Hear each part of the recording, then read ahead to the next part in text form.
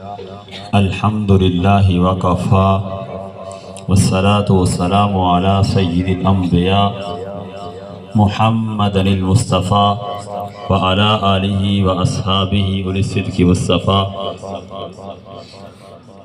اللہم صل علی حبیبک ونبیک وعبدک وصفیک وحبیبنا ونبینا وشفیعنا ومرشدنا وہادینا محمد صلاۃک التی صلیت علی صلاۃ معروضۃ علی مقبولۃ لدی محبوبۃ الی وعلی آلہ وصحبہ ومن احبہ واتبعہ وبارک وسلم الی یوم الدین۔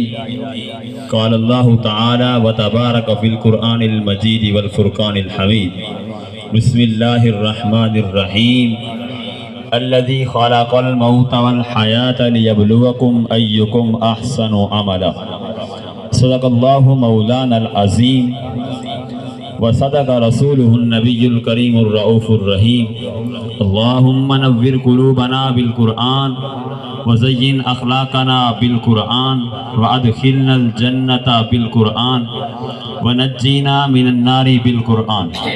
قال الله تبارك وتعالى في شان حبيبه مخبرا وآمرا إن الله وملائكته يصلون على النبي يا أيها الذين آمنوا صلوا عليه وسلموا تسليما۔ الصلاة والسلام عليك سيدي يا رسول الله وعلى آلك وأصحابك يا نور الله۔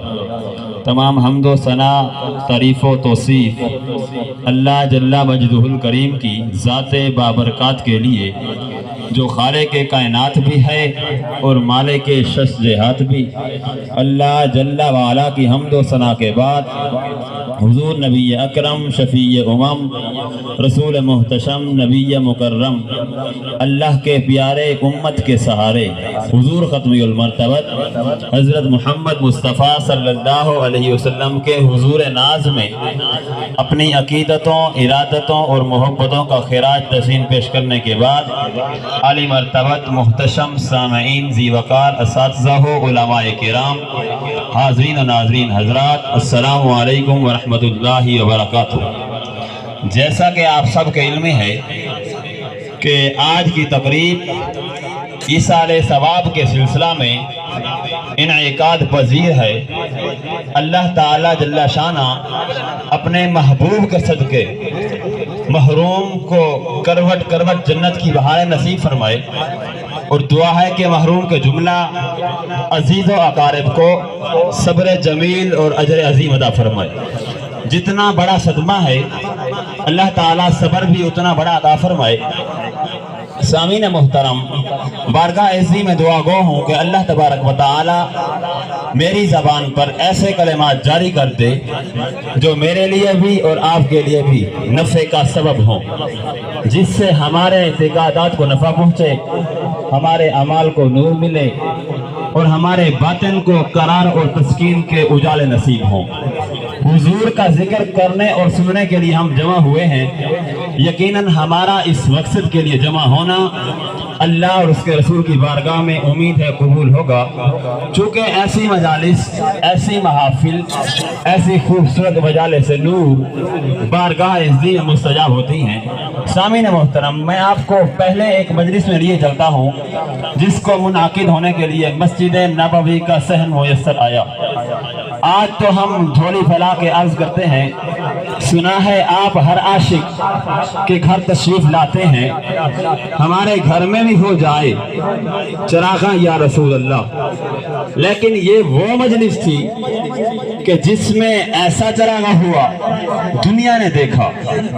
مجلس صحابہ بپا تھی، حضور حجرہ انور میں موجود تھے، صحابہ اس عنوان سے گفتگو کر رہے تھے کہ ہمیں حضور کی صورت میں انعام خدا بندی ملا۔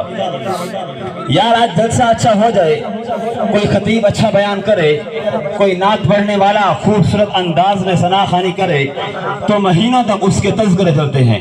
یار ہمیں اچھا خطیب مل گیا، ہمارے جلسے کی کیسی رونق لگی، ہمیں اچھا نعت خواں مل گیا، کیسا رنگ بنا، تو پھر وہ کیوں نہ فخر کرتے ہوں گے جنہیں حضور مل گئے۔ ان کا یہ عنوان کیوں نہیں ہوگا، ان کی گفتگو کا یہ موضوع کیوں نہیں ہوگا؟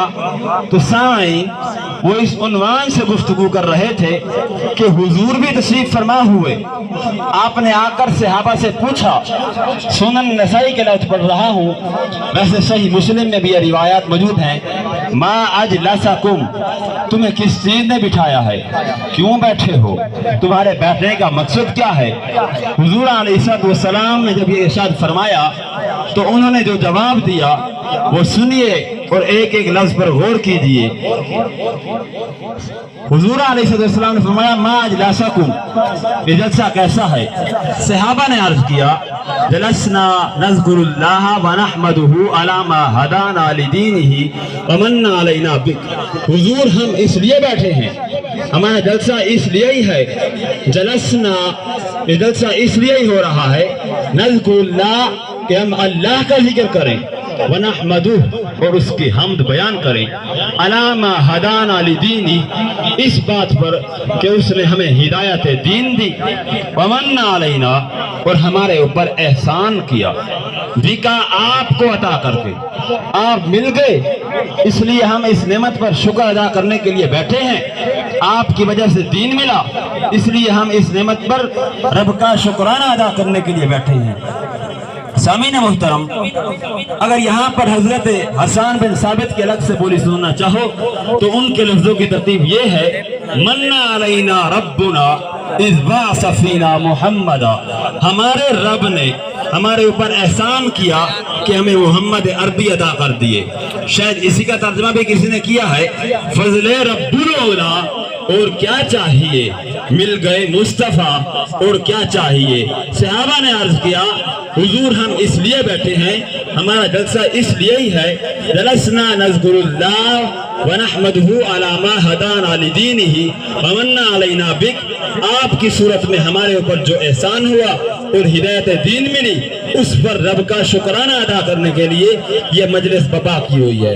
بات تو سادہ سی ہے، کوئی آپ سے پوچھے کیوں بیٹھے ہو تو آپ کہیں کہ ہم ایثار ثواب کی محفل میں بیٹھے ہیں، تو صحابہ سے حضور نے پوچھا کیوں بیٹھے ہو تو انہوں نے کہا ہم محفل میلاد میں بیٹھے ہیں۔ سامعین محترم، حضور علیہ السلام نے فرمایا قسم دے سکتے ہو اس لیے بیٹھے ہو؟ بظاہر تو محل قسم لگ نہیں رہا تھا، انہیں حیرت تو ہوئی ہوگی، لیکن انہوں نے برجستہ عرض کی حضور ہم حلف اٹھاتے ہیں، ہم اس لیے بیٹھے ہیں کہ آپ کی صورت میں ہمارے اوپر جو انعام ہوا اور ہدایت دین ملی اس پر رب کا شکرانہ ادا کرنے کے لیے بیٹھے ہیں۔ تو حضور علیہ السلام نے جب قسم مانگ لی، صحابہ نے باقاعدہ قسم دی، انہوں نے کہا جی ہم حلف اٹھاتے ہیں، ہم آپ کا شکرانہ ادا کرنے کے لیے بیٹھے ہیں۔ تو اب حضور نے فرمایا اے صحابہ یہ میں نے جو آپ سے قسم لی ہے یہ کسی تہمت کی بنیاد پر نہیں لی، تمہارے قول کی صداقت پر مجھے کوئی شک نہیں گزرا تھا، سن لو میں نے یہ قسم لی کیوں لی۔ فرمایا اے صحابہ تم یہاں بیٹھے تھے، میں حجرے میں تھا، آتانی جبرائیل علیہ السلام، میرے پاس جبرائیل امین حاضر خدمت ہوئے، فاخبرنی ان اللہ عز و جل یباہی بکم الملائکہ، تو فرمایا محبوب ذرا باہر تو نکل کے دیکھو، تمہارے صحابہ کے اس عمل پر اللہ فرشتوں میں ناز کر رہا ہے، مولا اعلیٰ میں فرشتوں میں، کہ دیکھو میں نے نعمت دی تھی کیسے شکر گزار نکلے، اب تک اس نعمت کا شکر ادا کر رہے ہیں۔ سامعین محترم، صحابہ کا عمل کون سا تھا جس پہ رب بھی ناز کر رہا ہے، مولا اعلیٰ میں فرشتوں میں، کہ دیکھو میں نے نعمت دی، یہ پھر بھی بیٹھ کے شکر ادا کر رہے ہیں۔ تو آج کی اس مجلس میں بھی کوئی بعید نہیں کہ اللہ فرشتوں سے فرمائے دیکھو صدیاں بیت گئی لیکن یہ آج بھی بیٹھ کے کائنات کے اس محبوب کا نام بلند کر رہے ہیں۔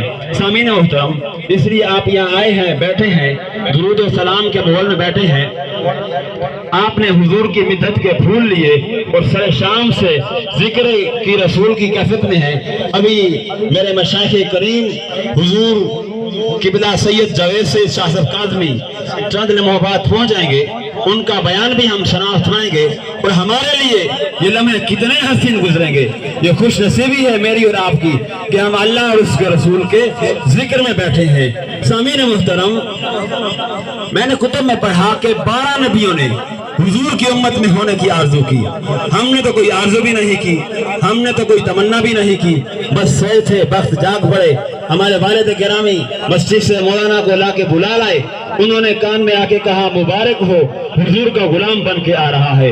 کسی نے کہا ربنا وبعث فیہم رسولا, مالک آنکھیں بوڑھی ہو گئی اب بھیج بھی دے. کوئی بولا ومبشرا برسولی یاتی من بعد اسمہ احمد, چلو میں تمہیں نام بھی بتا دیتا ہوں جو آنے والا ہے, جس کے لیے زمانہ منتظر ہے. یہ حضرت عیسیٰ علیہ السلام نے فرمایا, وہ جس کے ذکر پہ طاغوت نے نغمہ سرائی کی, وہ جس کے نام پہ شاہ سلیمان نے گدائی کی, دل یحییٰ میں رہ گئے ارماں, جس کی زیارت کے لب عیسیٰ پہ آئے واز, جس کی شان رحمت کے جو بن کے روشنی پھر دیدہ یعقوب میں آیا, جسے یوسف نے اپنے حسن کی نے رنگ میں پایا. نادانم آ گلے خنداں چیرنگ بودارد کے مرغے ہر چمنے آرزو ادارد, ہر کوئی اسی کا منتظر, کوئی کہیں منتظر کوئی کہیں منتظر, سب ہم کائنات کے اس محبوب کے منتظر. دعا ہے کہ رب تعالی ہم سب کو حضور علیہ الصلوۃ والسلام کی محبت عطا فرمائے. وما علی الا البلاغ.